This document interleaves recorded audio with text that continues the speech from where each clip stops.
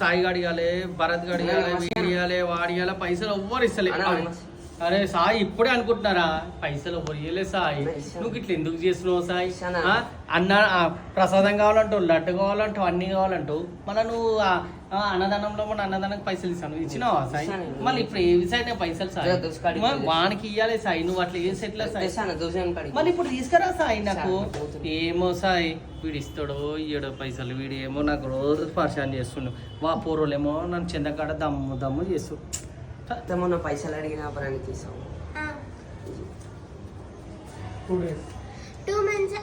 2 months అయినాక ఇవ్వాలి. జల్దీ ఇచ్చేసే మా మమ్మీ తిడుతుంది మళ్ళీ. Thank you friend.